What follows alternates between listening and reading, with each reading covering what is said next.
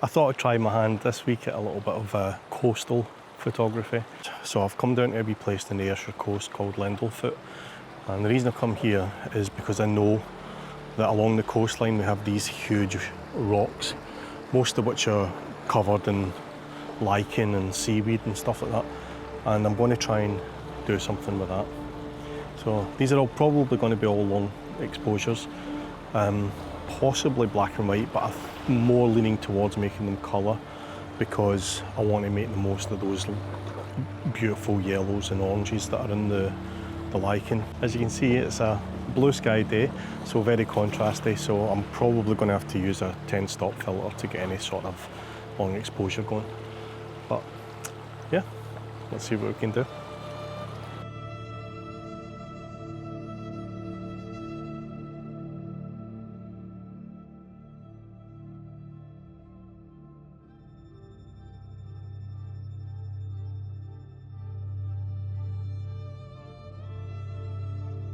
What I'm going to do now is just have a wander around, try and find some compositions using the amazing stones. Look at this here. So there's some incredible detail and texture in the stones, so I'm going to look for a composition that involves them. Obviously includes the water, and ideally would like to include Ayrshire Craig out there as well. Just for anybody who doesn't know the area, I'll just give you a quick chat through where we are. This here is Ayrshire Craig, or Paddy's Milestone as the Glaswegians call it. There's just on the horizon you can just make out the MkIII Peninsula, and further north you've got the island of Arran, and that little sticky out part is the Holy Isle. Well, almost immediately I found this. You've got Ayrshire Craig here, kind of framed by these rocks. You get this incredible colour and texture in this boulder here. We do, if we go wide enough, we do have some seaweed down in the foreground. And yeah, that kind of ticks all the boxes for me. I think that looks nice. If I go a little further back, there is actually another boulder here, which has got some interesting textures to it as well. But I think that might be a wee bit too much. So probably something like that. I like that. So this may well be the first composition. I've not even got the camera out yet, so what I'll do is I'll get the camera out, get set up, and then I'll come back to you. Okay, let me talk you through what I'm doing here. I'm shooting at f16 100 ISO. I've got a 10-stop neutral density filter on there, and that's allowing me to shoot with a 30-second exposure. And I'm hoping that's going to smooth out the waves, but also give us a nice kind of bit of motion in these foreground seaweeds. That's the theory anyway. I'm shooting on a 16mm lens at 16mm, and the reason for that is I wanted to get in quite close to this rock here in particular. So that's pretty much the composition that I'm going for. Probably a little wider than that, but essentially that's it. And as you can probably see, just in about here, we actually have Ayrshire Craig in a gap between some of the rocks. So I kind of like that. The problem with being so low though is that Ayrshire Craig's pretty much disappearing behind those rocks, so I'll probably grab another shot or two slightly higher up and see if we can make more of Ayrshire Craig. But I quite like that as a first shot. Just the neutral density filter, there's no polarizer or anything like that on the camera.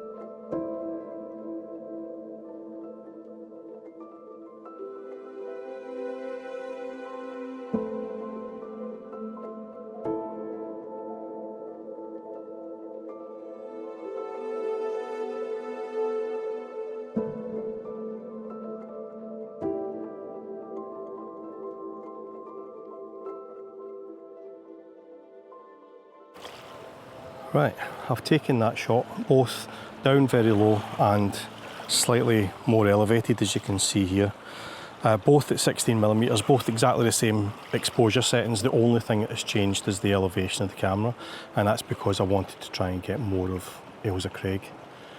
So I'm going to move slightly up. As you can see, there's a lot more of these boulders on the way up towards Lendalfoot. So I'm just going to make my way along the shoreline and see if we can find another interesting foreground, because I think it's the foreground that makes this image. Right, what do we make of this? I've come a little bit further along the shore, and again a nice foreground interest. And the good thing about this one is that I don't know what the collective term is for that bunch of seaweed there isn't moving, so I might be able to get down nice and low, get very close to that, because I'm still shooting at 16mm, and that allows you to get quite close into the subject. I might get down low, almost fill the frame with that seaweed, and then do another long exposure, smooth out the waves, hopefully catch a bit of motion in the seaweed which is in the water still, and we'll see if that works as a shot. I think it's got a bit of potential.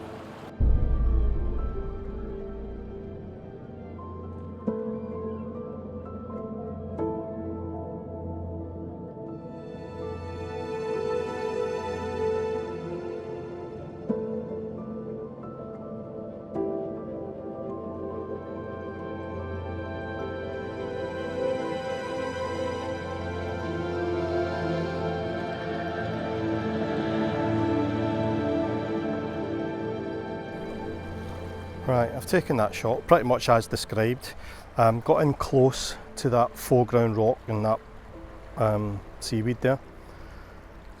Included those rocks in the background, a little bit of sky, and a long exposure again.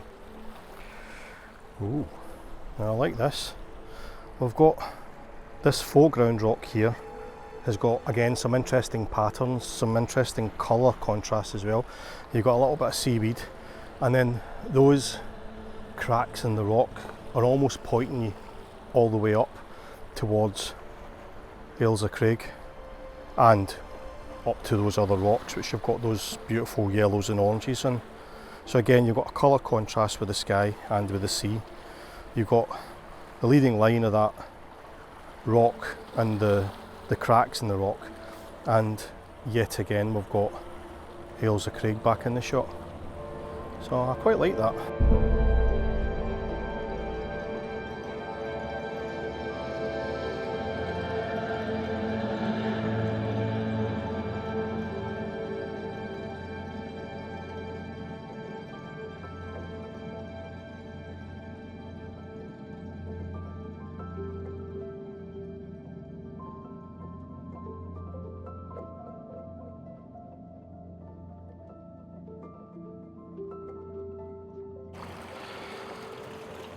Okay, this is an alternative view. What I've done is I've come a little bit closer. I'm still in exactly the same area, but I've come a little bit closer, and the reason for that is I wanted to make more of those rocks here, because you may notice every now and again you get some water, the waves breaking on those rocks, and so that's given some interesting texture in the water as well as on the rocks, but it's a kind of different kind of texture, if you know what I mean. So I'm just trying to time it right so that I get it just as a wave crashes across. My problem is I'm using a 2-second timer, so you're trying to have to second guess 2 seconds ahead of time which waves are going to crash on the rock and which ones aren't. So it's, I'm taking quite a few shots here, but I like that.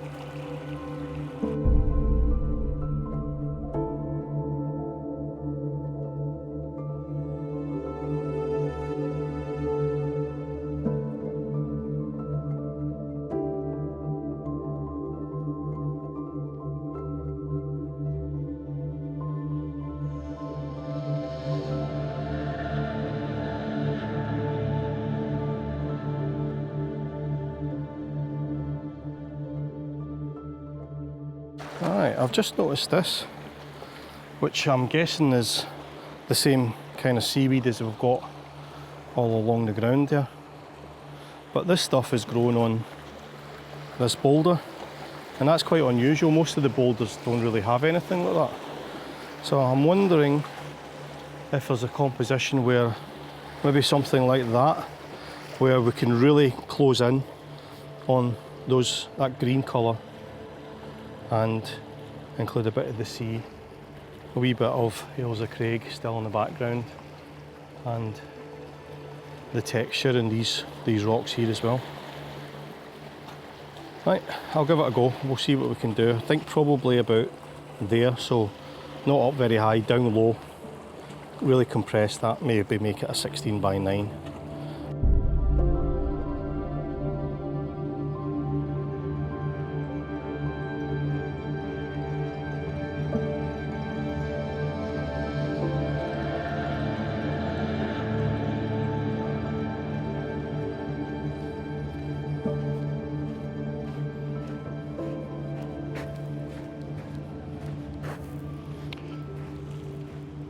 Oh, now look at this. We have a pool which isn't getting any direct water, so it's not moving. We've got a whole, I'm going to use the word cacophony of colour there. I've got a whole mix of different seaweeds, some lovely shellfish stuck to the rocks, and then looking up you've got Ayrshire Craig in that beautiful sky. I think this might call for a polarising filter, and probably looking down a bit like that on that boulder to really make the most of those amazing colours in the seaweeds. But yeah, I like that. Shot coming up, I think.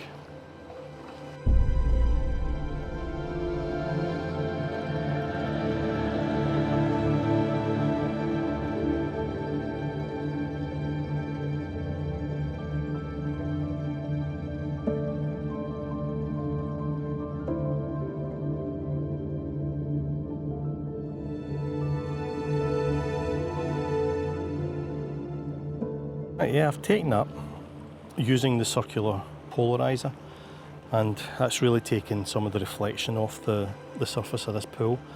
But I think what I'm going to do is actually concentrate in this area for a while, because I love these greens and oranges next to each other like that. And then you've got that, the shellfish stuck to that rock as well. So I might stay here for a little while, concentrate on this pool, see if there's any other shots that I can get.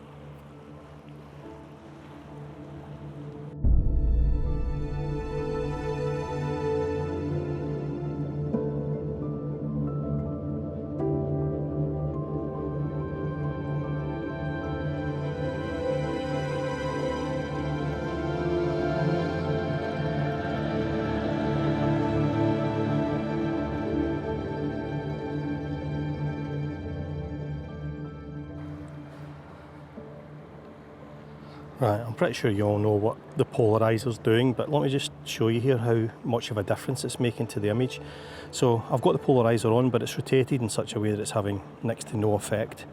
And then when I rotate the polarizer, look at the reflection in the pool. And it's pretty much gone to that, back to that. So that's what I'm working with. Yeah, I couldn't resist one more. I came a wee bit further round. I was shooting over there, and including these greens, so I came round and shooting a little bit more north. But the benefit of that is I don't have the sun directly behind me, and that means I'm not having to worry as much about internal reflections in the lens and off the polarising filter and things like that. But still quite a nice shot, isn't it?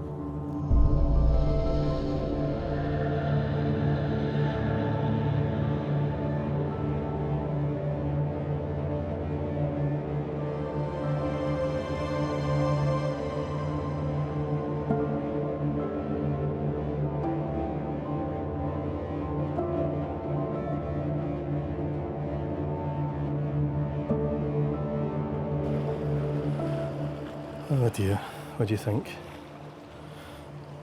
If I go in a little bit tighter So not using the 16mm lens anymore, I'll probably stick the 24-105 one. Maybe going about 50-60mm and really just square crop around that little natural frame. We've got some nice kind of lime green water there, which I think is the underlying rocks. So you've got that, and then you've got the blue of the sea and the sky. And those rocks are getting quite a bit of wave action on them, so I might even be able to throw a long exposure on again and do something with those rocks.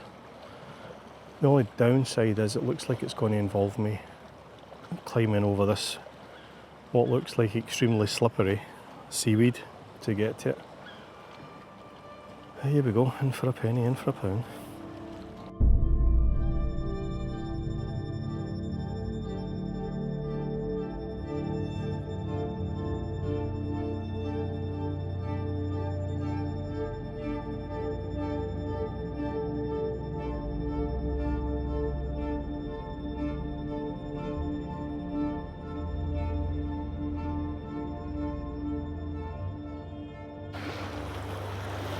Right, I like this.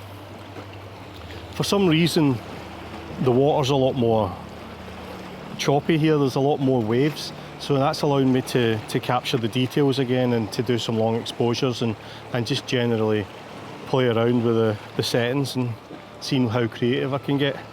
I still got the polarizing filter on, and that's because there's some amazing rocks just under the surface here and I'm trying to pull them out. And as I say, I'm just playing around with different settings. I'm adjusting aperture, I'm adjusting shutter speed. I'm shooting some with the 10 stop and I'm shooting some without. And we'll decide later on which one works. But yeah, that's nice, nice. I might get a little bit higher, shoot a little bit further down. Really emphasise these boulders and rocks and see if there's a shot there.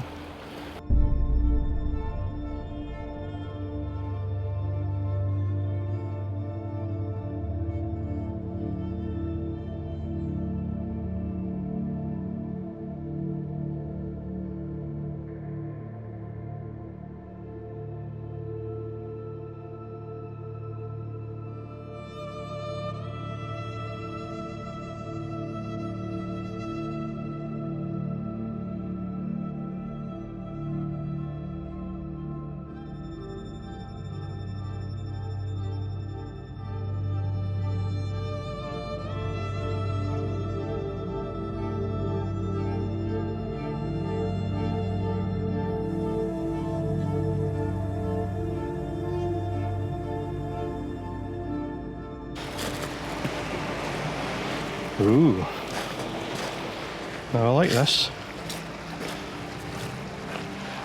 I like this a lot. Look at this. And we also have that huge boulder there. So just looking for little compositions that we might be able to use. I do love that big boulder there, look at that though. Well, I do like that orange coloration in the rocks here, mixed with those jet blacks. And then if I go down a little bit and go wide, then you've also got these amazing greens in the rocks in the foreground. That's quite a colourful shot actually. I might grab this. This might actually work. I don't know if I should get in close to the rock.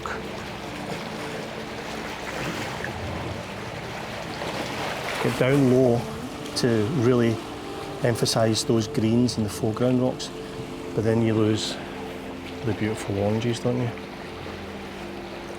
I'm going to get in close and I'm going to go vertical and see if it's possible at 16mm to include both the foreground rocks and those rocks, and we'll see if we can make a shot from that. I'll be back with you in a sec.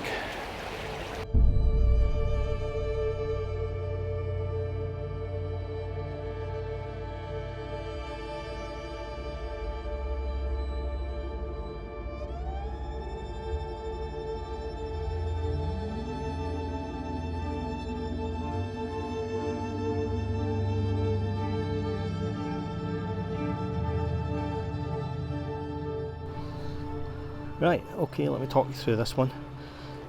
This is basically the composition that I've taken, and I've used the polarizer because, as you can see, that really darkens down the sea and the sky a little bit. So I've taken that. It's got 3 different focus points, just one exposure setting but 3 focus points. So in this first shot I'm focusing on the back rock there, and then I'll refocus on this boulder, and then I'll refocus on this foreground, and hopefully I'll be able to blend them all together. I'm shooting at a reasonably narrow small aperture anyway. I'm shooting at f16, so I should have quite a reasonable depth of field, but now I've got those 3 files, I should be able to blend them if there is anything out of focus in the image. So that's us for a bit of seascape photography. If you like that sort of thing, then you might enjoy this video that's on the screen just now, and don't forget to hit like and subscribe and all that sort of stuff. I'll leave a link below to my newsletter if you want to sign up for that. And in the meantime, I'll catch you in the next one. Just bye.